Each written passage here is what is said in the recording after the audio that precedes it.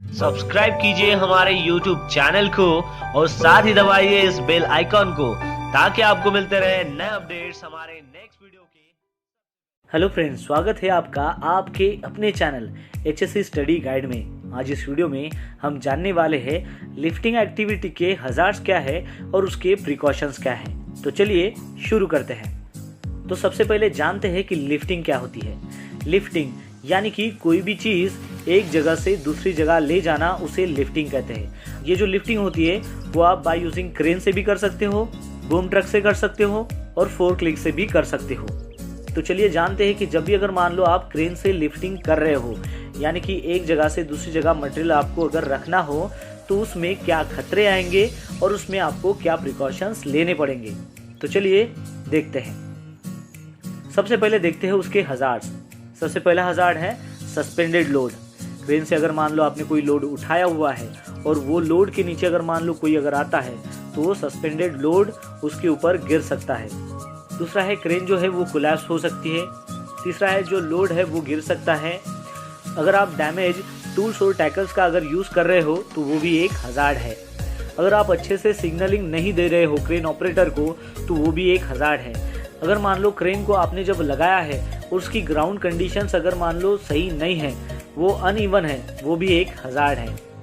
Crane को आपने जिस पोजीशन पे लगाया है, जो भी उसके इर्द गिर्द जो भी नियर बाय स्ट्रक्चर्स है, वो भी एक हजार्ड है। उसके ऊपर जो ओवरहेड पावर लाइंस आती है वो भी एक हजार्ड है। उस क्रेन का मैकेनिकल फेलर भी हो सकता है, वो भी एक हजार्ड है। जिस लोड को उठा रहे हैं उसे अगर मान लो प्रॉपरली रिगिंग नहीं किया हुआ है, वो भी एक हजार्ड है। अगर मान लो कि लोड जो है वो ज़्यादा हो रहा है और उसकी मूवमेंट बराबर हो नहीं पा रही है, वो अनकंट्रोल हो रहा है, तो वो भी एक हजार्ड है।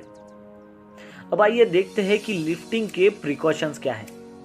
तो सबसे पहले जब भी आपको लिफ्टिंग करना हो तो आपके पास होना चाहिए PTW यानी कि परमिट टू वर्क। फिर होना चाहिए उसका लिफ्टिंग प्लान। फिर होना चाहिए आपके पास TPI सर्टिफिकेट यानी कि थर्ड पार्टी सर्टिफिकेट क्रेन का, टूल्स का और टैकल्स का, और साथ ही उस क्रेन का और टूल्स एंड टैकल्स का कलर कोडिंग होना चाहिए।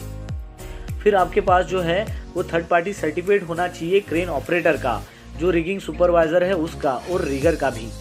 एक ही रिगर जो अप्रूव रिगर है, जिसके पास थर्ड पार्टी सर्टिफिकेट है, जो अप्रूव किया गया है, वही रिगर जो है वो क्रेन ऑपरेटर को सिग्नल दे सकता है।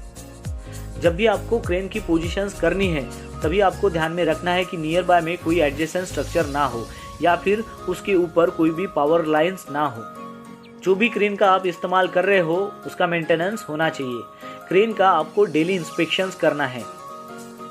आपने अगर मान लो क्रेन को लिफ्टिंग करने के लिए पोजीशन में लगा दिया तो साथ ही उसके सराउंडिंग में उसका जो लिफ्टिंग एरिया आता है उसको आपको बैरिकेड करना है, और साथ ही लिफ्टिंग बोर्ड का साइन बोर्ड लगाना है ताकि एडजेसेंट जो भी एक्टिविटी चालू है उनको पता चल सके कि ये लिफ्टिंग एरिया है और इसमें जाना मना है।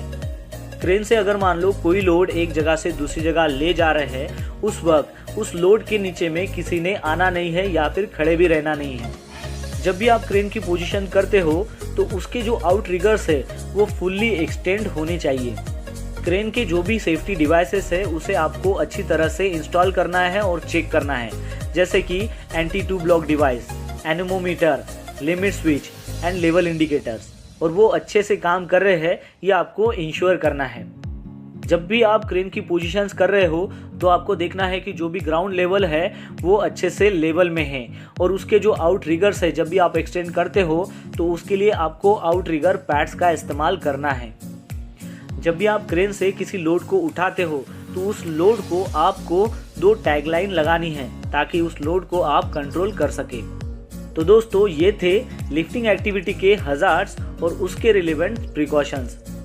तो दोस्तों आशा करता हूँ कि आपको समझ में आ गया होगा कि लिफ्टिंग एक्टिविटी क्या है, उसके हजार्ड्स क्या है और उसके प्रिकॉशंस क्या है।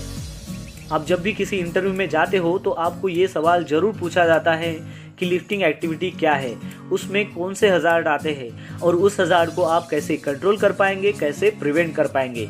अगर मान लो आपने ये जो बताए गए पॉइंट्स है, जो हजार्ड्स है और जो प्रिकॉशंस है, ये अगर मान लो इंटरव्यूअर को अगर बता दिया तो वो ज़रूर सेटिस्फाई हो जाएगा और आप इंटरव्यू में सेलेक्ट हो जाओगे।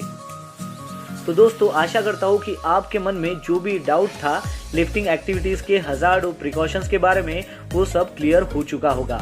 तो मिलते हैं नेक्स्ट वीडियो में एक नए टॉपिक के साथ में। तब तक के लिए टेक केयर, बाय बाय।